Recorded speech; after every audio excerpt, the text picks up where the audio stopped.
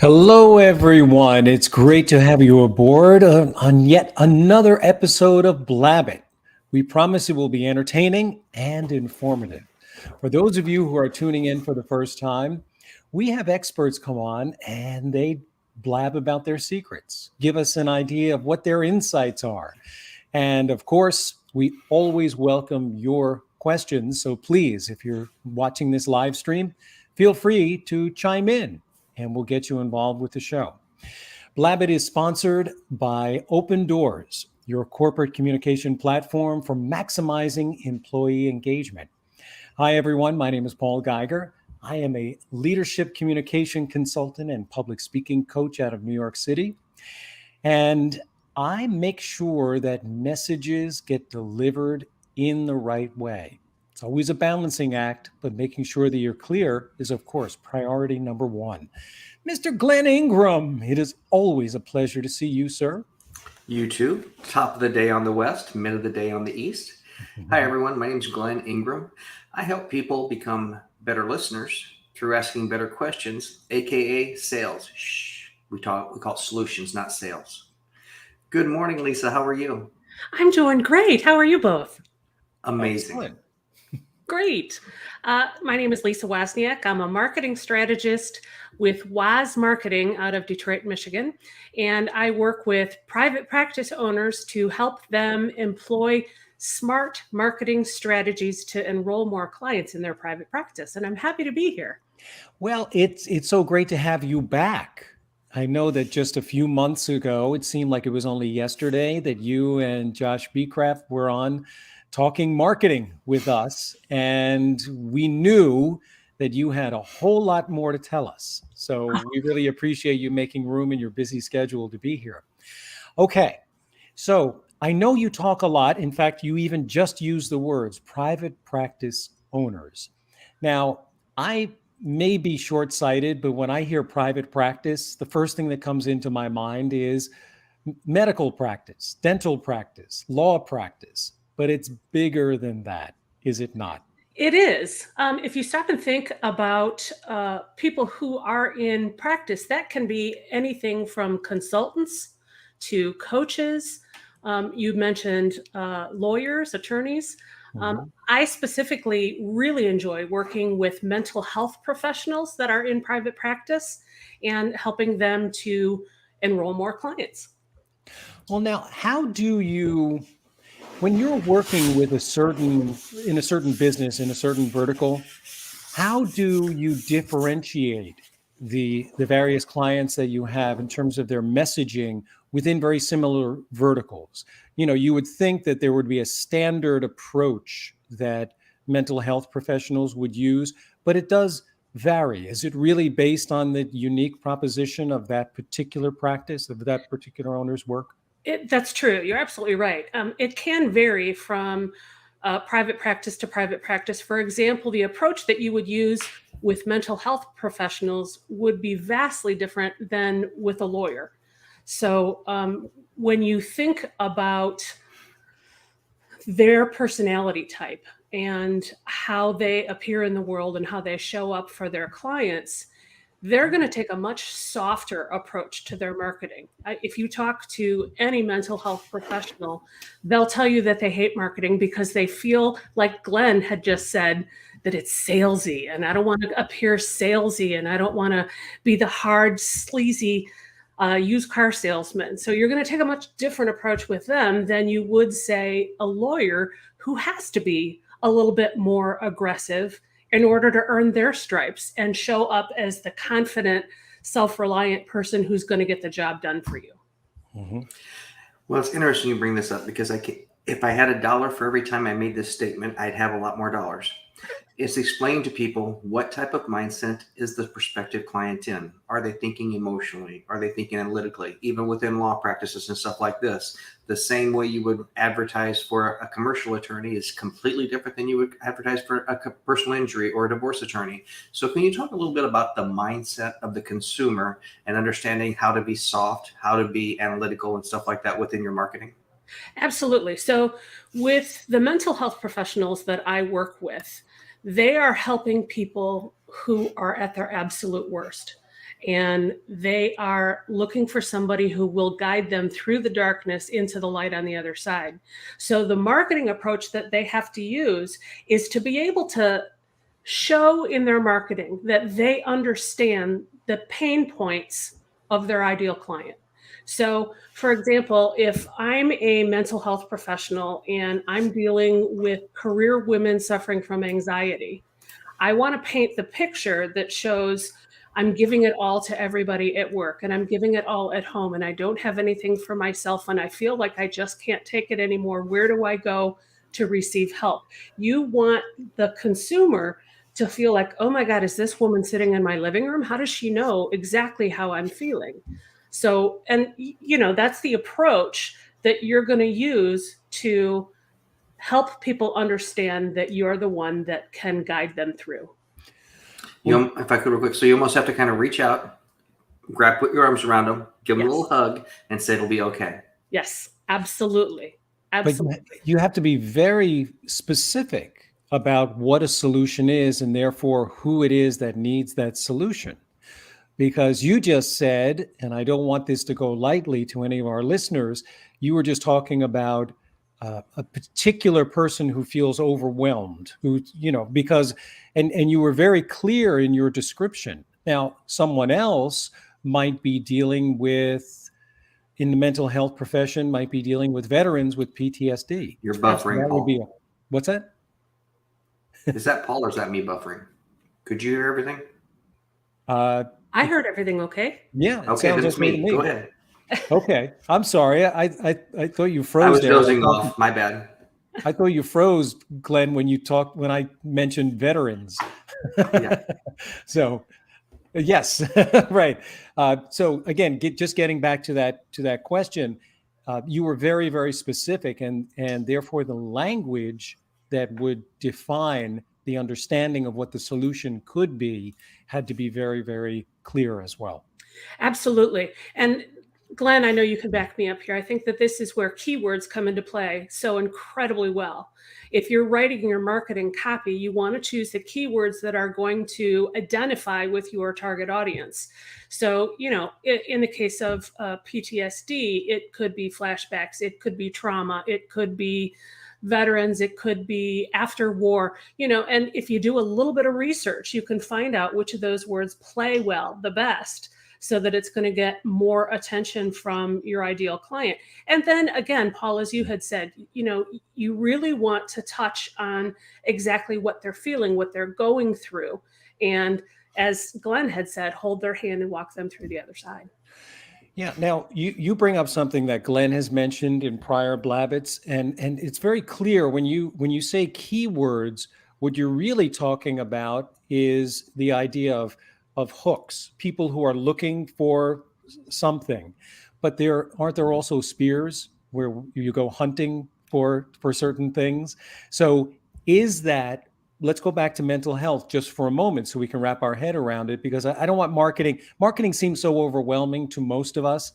And it is, it's a reality. So I'm going to break it down a little bit. But if we are talking about mental health professionals, will they be working more with catching fish with hooks? In other words, come to what it is that you're looking for, or is there more of an active going toward what your target market is? And I'm sure the balance is different for whatever business you're in. But let's just take mental health professionals for a moment. Yeah. So when I'm working with private practice owners, I encourage them to spend a little bit of time doing some Google keyword searches to find out what is playing best in the market, so that they can begin to think strategically about the words that they're going to use and painting that picture with words that will identify with their target audience.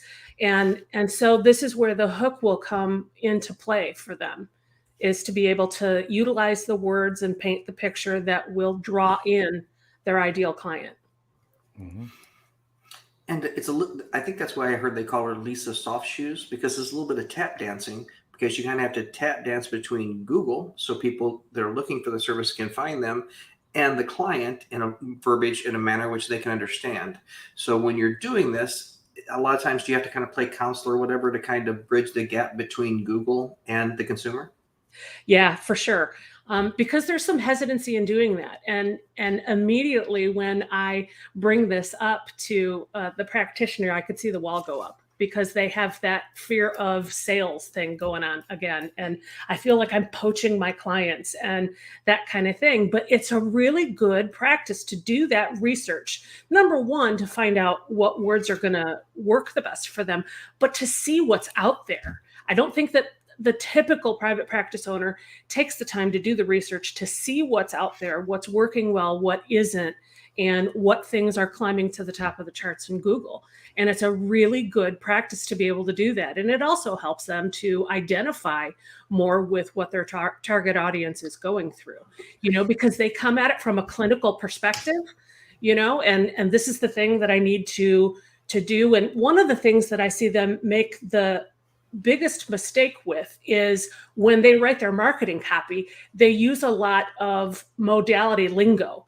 Oh, I specialize in EDMR or CBT, and I have to caution them against doing that, because the average consumer that is looking for their help has no idea what those words mean. Mm-hmm. And so they don't feel like they can identify you. It doesn't make you look any smarter or more educated. It just they get the glazed deer in the headlights look, and they go on to the next mental health professional to see if they can help them. That's why writing that good marketing copy is so important, because that's what's going to get you the clicks that you need. Well, I'm happy you're working with people that prefer cognitive behavioral therapy as opposed to other types of treatments. Yeah. Sorry, I had to show off, Paul. No, but this is interesting, though. Would that approach obviously it would be beneficial when you are deciding what to name your private practice, because not that everyone has that advantage of being able to do that, but I know that when I started my company, Public Speaking Advantage, I didn't realize what advantage it was to have the word public speaking in the title of my company. And Glenn and I have talked about this quite extensively, about sometimes serendipity just gets you where you need to be in terms of ranking with Google. Obviously, if you've been in business for a while, you don't necessarily have the option of changing your business name, but it would be a good practice if you're thinking about starting a new business.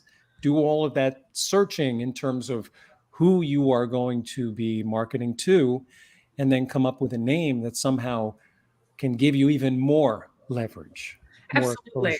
Yeah. Mm-hmm. As people are searching for someone who's going to be able to help them with whatever it is they're struggling with, having that in the title really helps them to identify that they're in the right place, Right. Unfortunately, Paul, it's a slippery slope sometimes, because if you become too niche with it and you're trying to say you're about ABC and then you broaden out, sometimes it's hard for Google to understand, oh, what do you mean? You said you do this. Why are you talking about that? That's a good point, Glenn, because that can also come into play when a practitioner goes from a solopreneur practice into a group practice, and now they have other therapists working with them who specialize in different things. So you want to be broad enough to let people know that they're in the right place, but it's all about branding, right? Mm-hmm. And then sometimes I'm sure, there are names that just, they break through. Yeah. But that has a lot to do with doing all of your due diligence. Now, you mentioned that the phrase you use when you talk with private practice owners, and you said the wall goes up about being too salesy. Yeah. Is that the biggest struggle, or are there offshoots of that, or things that are even a bigger struggle for owners? That's a good question. And there's two prongs to that. I would say, first and foremost, they fear that they're being too salesy. Mental health professionals by nature tend to be introverts anyway. They really love helping people, and they like to use that, let me put my arm around you and help you sort of approach. So that certainly comes into play, and they're highly sensitive to that. But the other thing that they're struggling with is just the concept of marketing, period. And Paul, you had touched on that a little while ago, particularly digital marketing, which changes by the hour, for crying out loud, and it just feels way too overwhelming.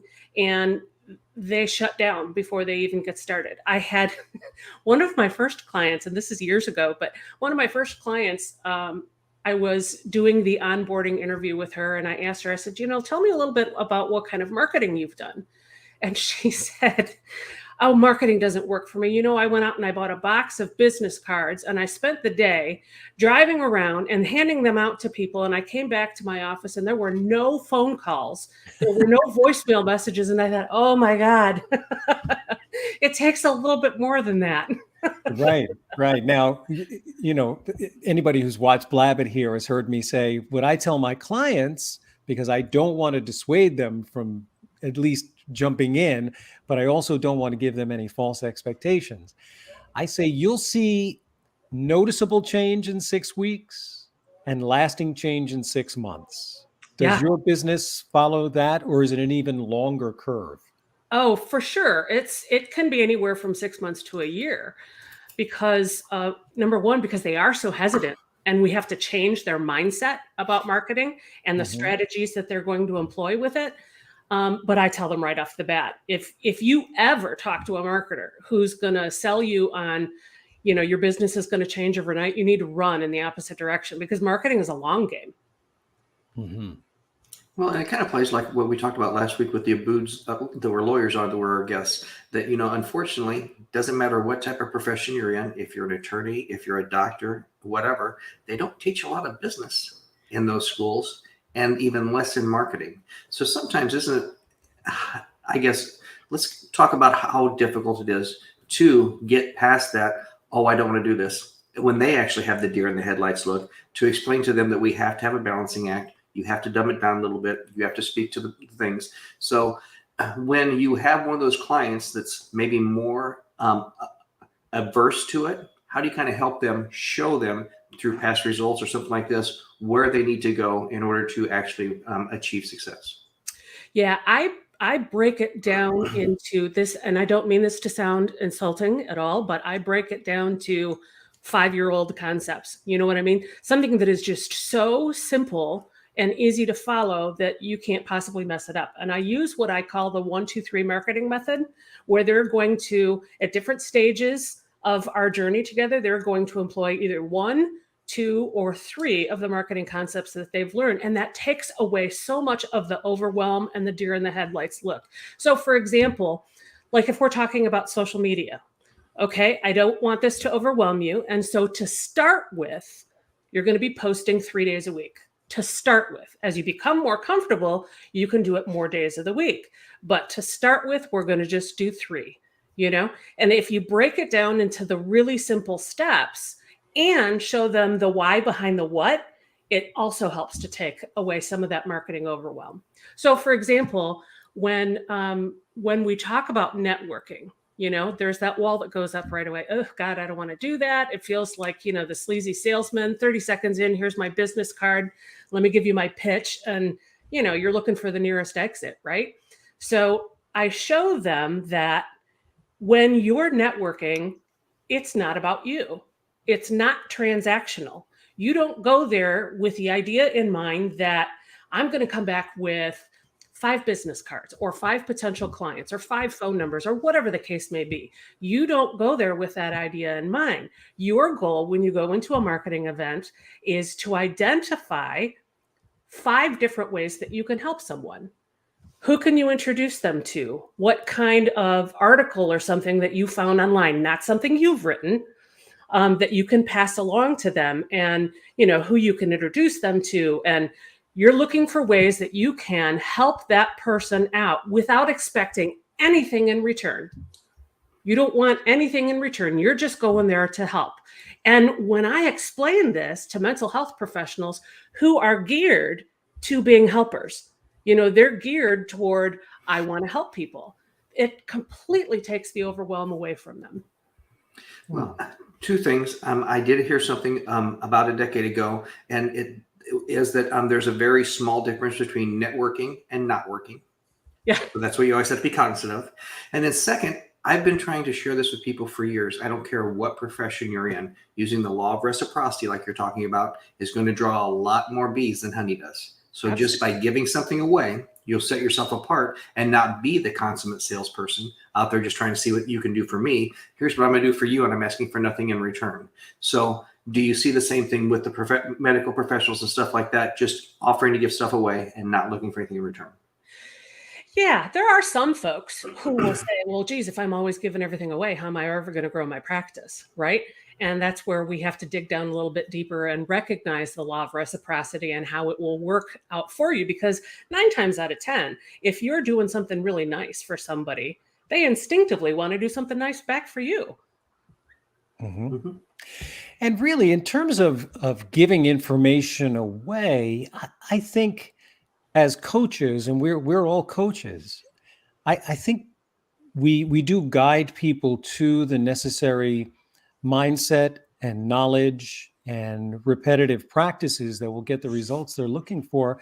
But aren't we also motivating them on a daily, weekly, monthly basis to stay the course? Absolutely, So for sure. there is that advantage. And for anyone who thinks that you can possibly give too much away, I don't think you can, because I think that you need to have that person who's helping you along. We all do. We all, even coaches need coaches.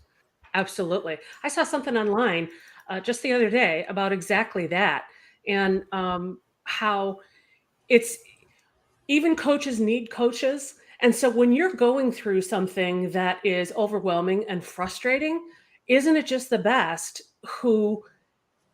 when you have someone who can stand beside you, put their arm around you and go, okay, look, we're going to go down this path together. Because you know what it does? It gives you permission to suck. You know what I mean? It allows you to say, okay, I suck at this, but I've got somebody standing by my side who's not going to let me fail. And it takes a lot of that overwhelm away. Well, so we had Lisa David. Go ahead. No, I said Lisa David Olson said the Woz knows. Great to see you on Blabbit. Do you have a favorite search engine for trending keywords? Google. Yeah, for sure. Since they are kind of the elephant in the room. Yeah, exactly. Well, I also use a software program called Keywords Anywhere, and that ranks them really well for me as well. Mm-hmm. I just wanted to go back for a moment to what you were saying about having someone by your side. You're also, when you have someone you can go to, you can actually admit that you are having failings, which we often don't even want to admit to ourselves. Exactly. Doesn't that diminish our ability to be consistent on a daily basis with the things that need to be done? Whether it could be anything. It could be marketing. It could be leading your people. It could be whatever the thing is that is not giving you the results you're looking for.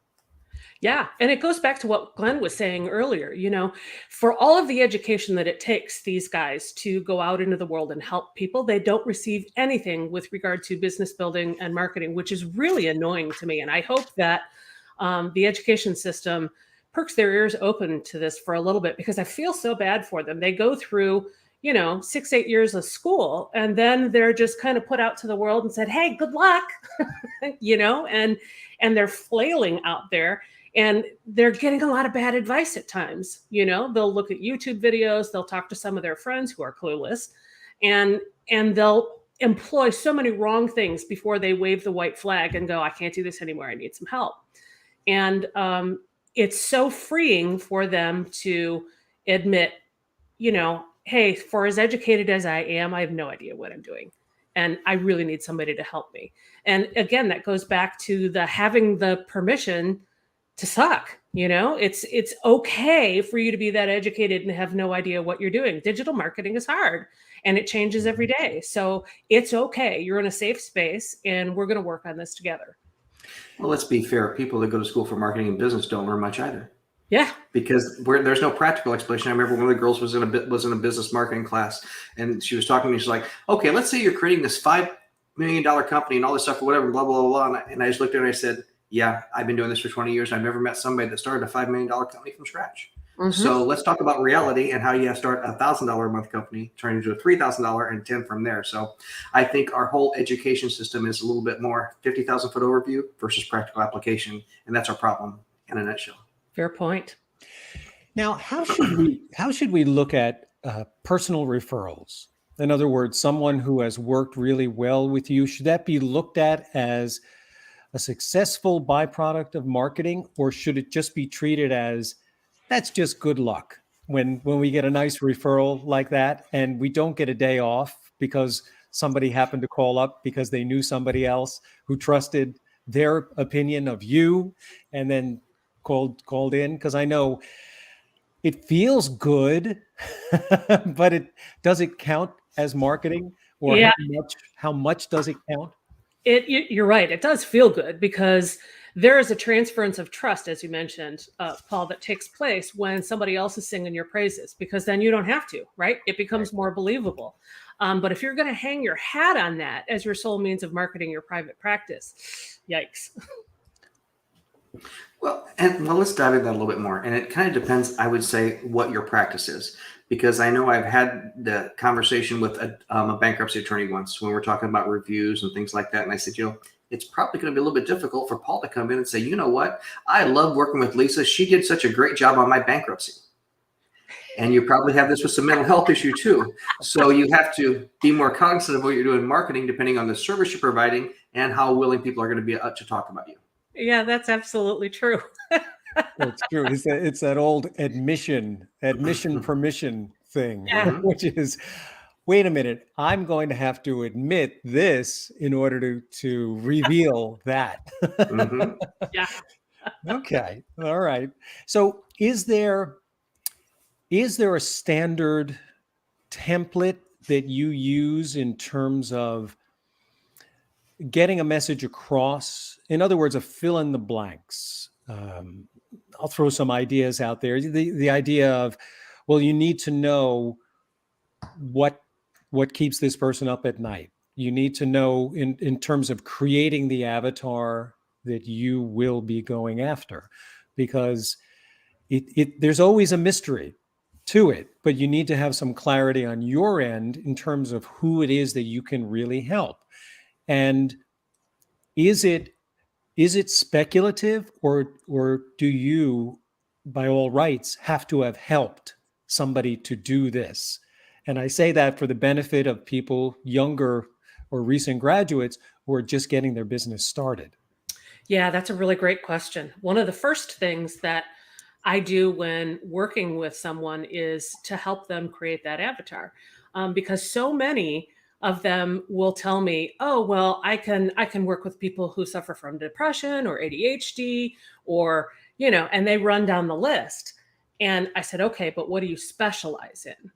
Oh, I can do all of it. No. What do you specialize in? If you could choose only one kind of person to work with for the rest of your life, what would that be? Then it breaks the walls down a little bit and they'll say, oh, well, I really like working with children, or I really like working with professional women who have suffered a trauma, or, any number of those things. And again, they're hesitant. They're like, yeah, but if I say that, then I'm going to shoo away everybody else who I could still help. And I said, no. You have to think of this in marketing. This is a marketing strategy. You will always have the choice. Like if you say, I like to work with women who have suffered trauma, you will always have people who come to you and say, okay, but I've got anxiety. Can you help me too? And then it's your choice. This is a marketing strategy. So we create the niche and we've said, okay, so now that you've said you enjoy working with career women who have suffered a trauma. Let's break that down a little bit further. What are they struggling with? Oh, well, they can't sleep at night and they're having nightmares and it's impacting their ability to make it to work on time, or, any number of those things. And I use a form to help them drill that all the way down. Again, reinforcing the fact that this is a marketing strategy. You always have the choice to help someone else. So in this day and age, and with video what it is, how often do you try and help your clients understand the benefit of being the trusted advisor in their field by sharing information? And by sharing information, I'm talking about sharing the why, not the how. If you're having issues with this, we've had success with this, and we've been able to help somebody in 3 months, 6 months. We've been able to help people overcome these. We're not telling them how to do this, but we're telling them that we have expertise in a field and maybe giving them a little nugget here or a nugget there of having to help themselves. So how important do you see video in this day and age, and be sharing it across platforms to establish yourself as the trusted advisor? Yeah, video has become very popular because, we're all so distracted by things online at any given day. So to have just purely a text post and nothing else isn't going to stop them from scrolling long enough to pay attention. And creating a short, well-written video that uses those marketing keywords that we were talking about before and drops those nuggets of, if you're struggling with trauma, try X, Y, and Z. And that'll help bring the perspective back and calm you down and, all those kind of things. That's going to get more attention than just, hey, I'm here, call me, schedule an appointment, Yeah, I want to look a little bit closer at something, Glenn, actually, that you said early in this episode.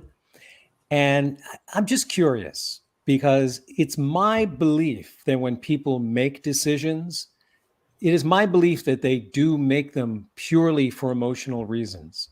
And I understand you mentioned a logical reason. And I was just thinking about this earlier this week, that when we say the words, well, that makes sense, isn't it more that it feels like it's going to work?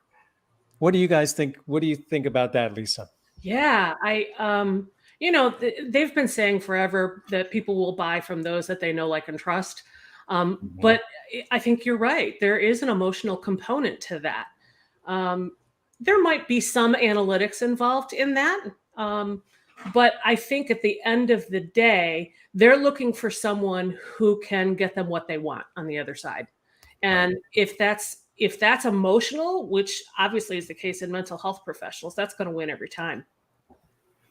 What do you think, Glenn? Emotionally, that gets the motor going. Sometimes you have to justify it analytically. Example, I'm looking at buying a different vehicle, and I found one I really, really like, but now I just have to justify in my head, do I really need that payment? Just because I think this is really, really cool right now. So sometimes we have to justify a little bit with analytics, but emotion definitely gets the train rolling.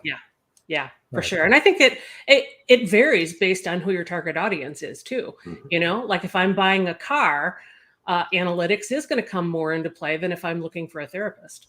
Mm-hmm. But isn't making every decision a leap of faith? I would say so. Ultimately, I mean, let's go back to something very analytical. X amount of dollars per month to get this car. Is it worth it? That's an emotional decision, deciding whether it's worth it. Whether you can make the payment or not is purely analytical or logical, but ultimately it's a leap of faith. I'll make more money. I'll pull this off and then I'll feel good about it. So I agree. It's not lacking analytics or logic, but so much of it is emotion. Yeah, that's true. And like I said, there are some analytics involved in that. If somebody is looking for a therapist and they know that they're going to need, say, 6 weeks or 6 months worth of therapy, there's a cost involved in that, especially if that therapist doesn't accept your insurance, right? So I know that I've got to make this payment, and how am I going to justify that? How am I going to afford that? How am I going to do that for 6 weeks when I don't have it to begin with? So that's when it's incredibly important to paint a picture for your target audience that says, what is the cost of you not doing this? Right. What's going to happen if you don't? Can you live with those nightmares at night anymore? Or having to explain to your boss why you can't come into work because you're crippled with anxiety or any of those kind of things. So you have to paint the reverse picture as well. So it's not always just dollars and cents in terms of the ROI. Yeah. Very often, we're going back to marketing, the idea that, well, what's the cost if you don't do this? You bring up a very good point. If you don't do this, and then not that we want to be doomsayers, but I guess you need to allow people to sort of detail what that would feel like, but you can paint a little bit of a picture on the other side of the fence as well. Things remaining the same, you feeling stuck as you feel now. Yeah. All of the above. Yeah. Like you said, what is the cost of not doing it? So with regards to medical professionals, do you have you encountered, besides getting the marketing, to get them on the phone to earn a client, understanding that things have changed quite a bit between people maybe our age and the generation before, or definitely 2 generations ago, where the doctor knows, so I do what the doctor says. And I ask this because through being part of the VA, I've had sometimes doctors not understanding that, yes, I'm interviewing you. You don't automatically have my business. If I don't like what you say, I'm going to go on to the next doctor. So they're actually becoming more of a provider and not necessarily just, oh, I'm happy to have you of my service. Thank you. And tell me exactly what to do. Yeah. And there again, I think that goes back to painting that picture for your client. If I'm a therapist and I'm looking to get another client, as I'm talking to them, I'm going to want to identify, and this is where, building rapport comes in so well. I'm going to want to identify what they're saying to me and what they're not saying to me so that I can go back with a sales pitch that identifies with where they're coming from. Mm-hmm. All right. So we've been speculating about the future and what comes down the road and whatnot. If it's okay with you, Lisa, I want to take a look back because I'm always intrigued by the journey that our guests take to get to the place that they are. And you mentioned that you and your husband were both in corporate, and now you are a marketing coach, a marketing strategist. So what made the switch for you? What was it that either motivated you to jump out of corporate, or was it simply building of the skills to the point where you wanted to be able to service people in a more hands-on way? What was the journey like for you? Yeah, I was in corporate for a number of years and always doing some form of marketing over the years. And, for anybody who's been in the corporate world, it really stinks. You're nothing more than a cog in the wheel. And, oh God, like I can remember meetings that would go on forever and accomplish nothing at the same time. And so I was continuing to get more and more stressed by it, to where it started to impact me physically. And so I went on medical leave and decided not to come back. And during that time, my mother-in-law came down with just a debilitating case of depression. So much so that we had her in and out of hospitals for years. And God rest her soul, she was really struggling. And as we went through that journey with her, I fell in love with mental health. They're just such compassionate, kind-hearted, lovable human beings that were clueless to any kind of marketing. They just, they hadn't been taught it in schools like we'd been saying. And they just want to help people, but they don't know how to get there. And so at that point, that's when I decided that that's what I wanted my niche to be, is to work with mental health professionals and hold their hand and guide them over that slump onto the other side. And it's been incredibly rewarding. And I, as coaches yourselves, I'm sure that you get that little burst of butterflies that you feel on the inside when somebody gets that light bulb and it goes off and they're just like, oh my God, yes, okay, I can do this. There's nothing more rewarding than that. Well, you bring up an interesting point. Just one aside to this, Glenn. You bring up the light bulb moment. Yeah, can I lower my shade because I can see the reflection off of my face? Oh, yeah, sure. Go ahead. You guys go ahead and talk, and I'll do that. Okay. Well, I'll keep it going. So I remember the moment when I was talking with someone who had a studio in New York City teaching basically singing instruction. And he was telling me that he was getting involved with something, a new arm of the company called speech coaching. And I literally heard him describe that to me. I literally had one of those light bulb moments where I went, that feels like the right decision. You're And it was I emotional. literally, I could feel the light bulb, and I don't know if I've ever had that before in my life. What about you, Glenn? What was your journey like into going out on your own? I'm probably realizing that I was unemployable because I made a comment to a senior VP in a meeting like you were just referring to when I said, did we really just have a meeting to plan a next meeting?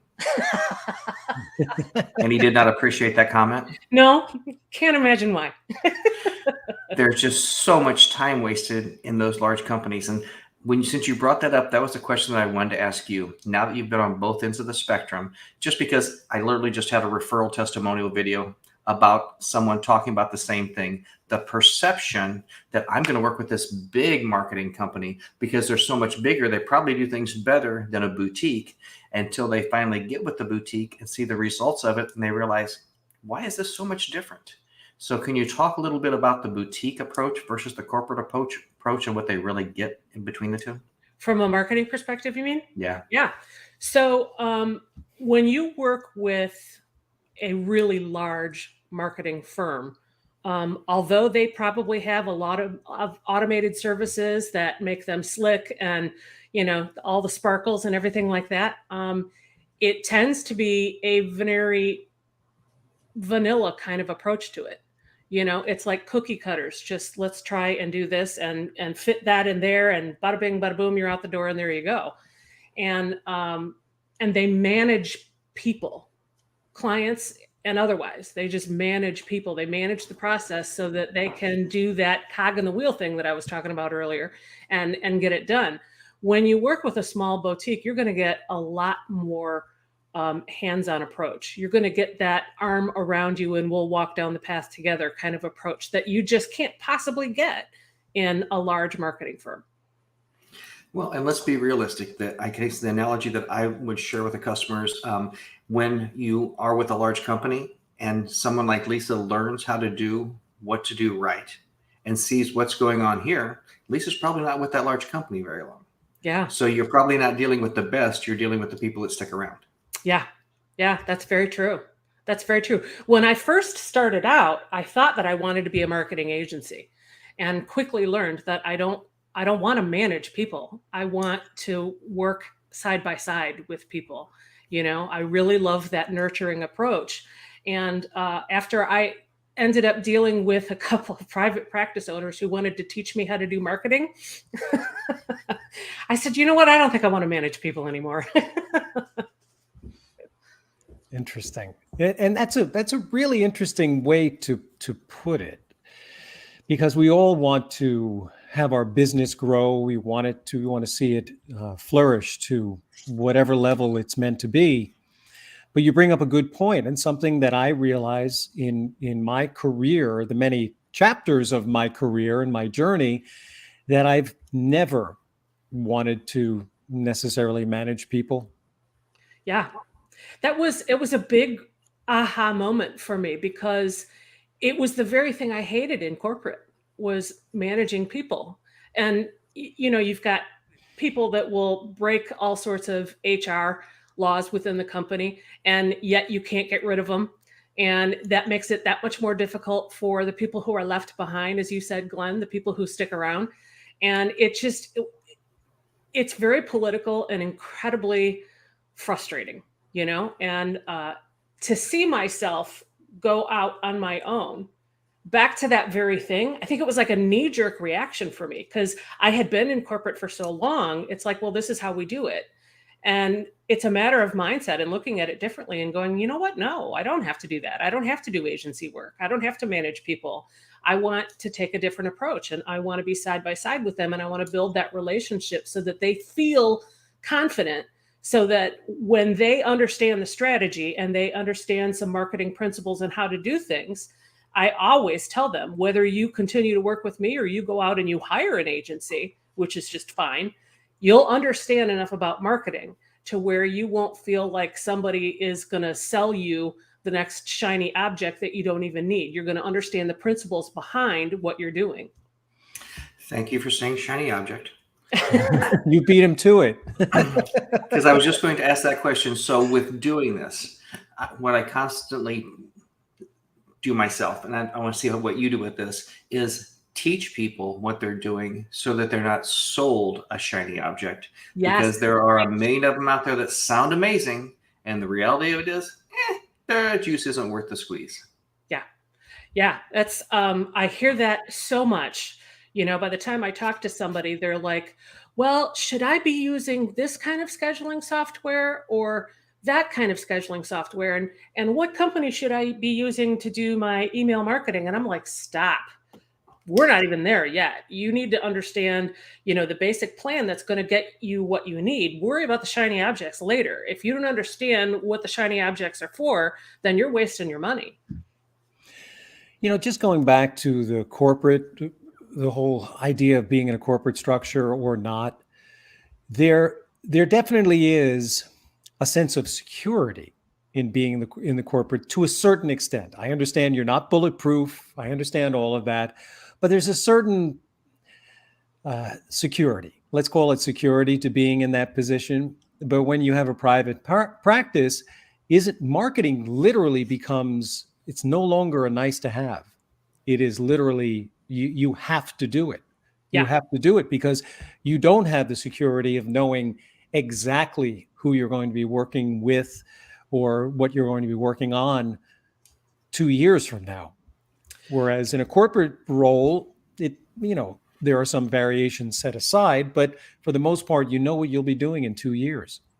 Yeah. And I think that's why so many therapists stay in group practices working for somebody else for as long as they do, because, they're afraid that, hey, look, if I go out on my own and if I don't get a client, I don't eat, Mm-hmm. And so it just changes everything. And so they stay in those roles probably longer than they would like to or should, which makes the other part of it, it's like a catch-22 for them because they hate marketing because it feels salesy, but they know they need marketing if they're going to eat.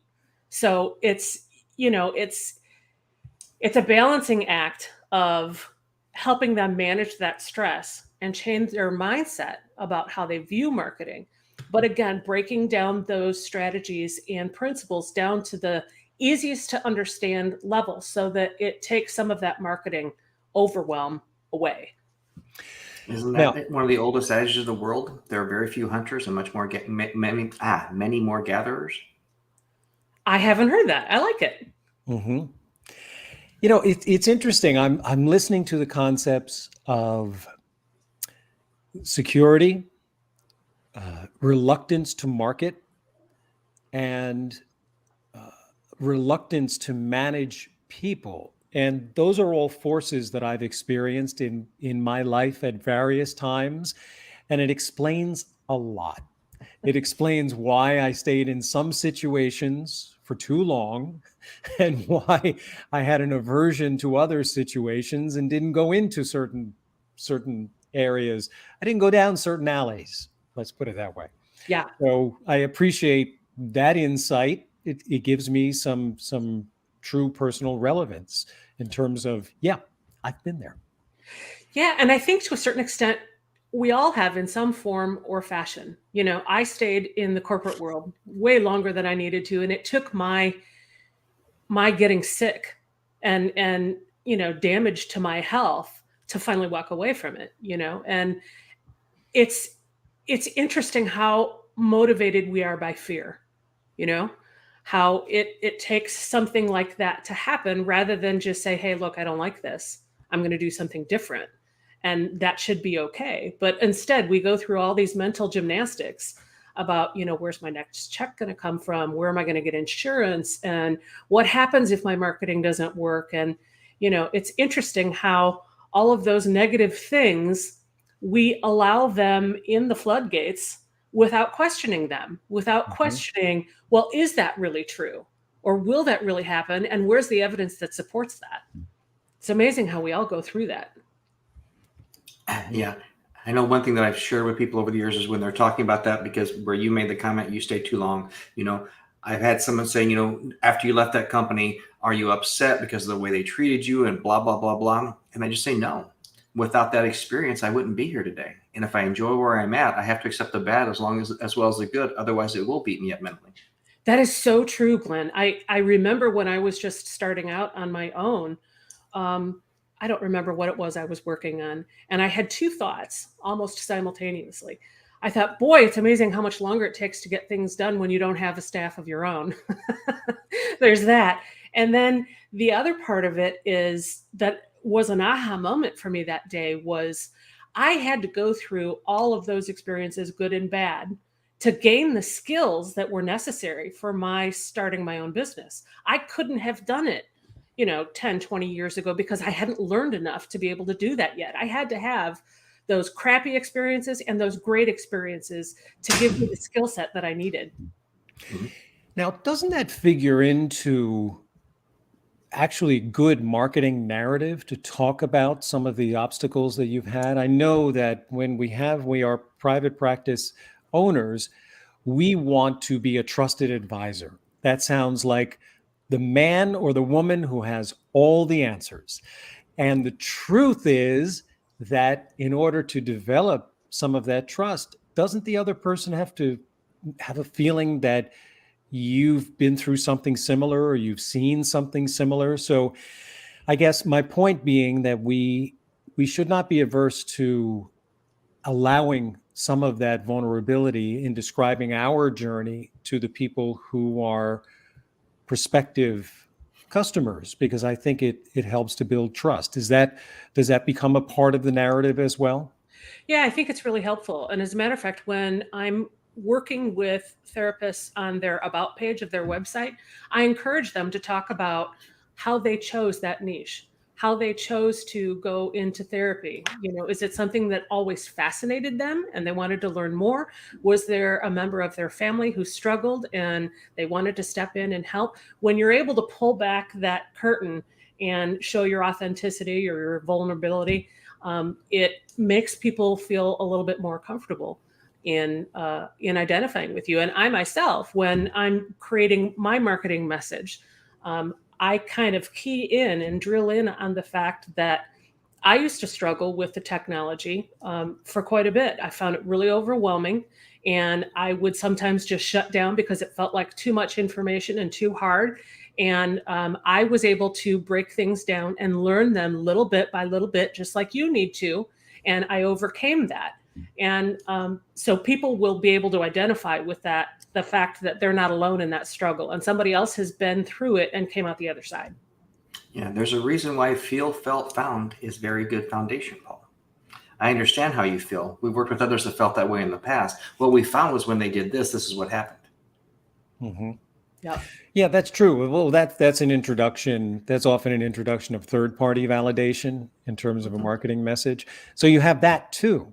We're starting to line up all the ammunition here. Shh, don't tell anybody. Right. Exactly. Wow. Where did the hour go? Oh my gosh. It's amazing. Well, Lisa, thank you so much for being our guest today. And if anyone wants to get involved with you and your marketing strategies, what's the best way for them to do that? They can either email me at lisa@wozmarketing.com or just go straight to the website, wozmarketing.com. Okay. Yes, Glenn? Nothing. I was just going to say thanks again. This has been a great episode, Lisa. Thank you for joining us. It's been my honor. Thank you for having me. All right, everyone. We'll see you back at the same channel, same time next week. Take care.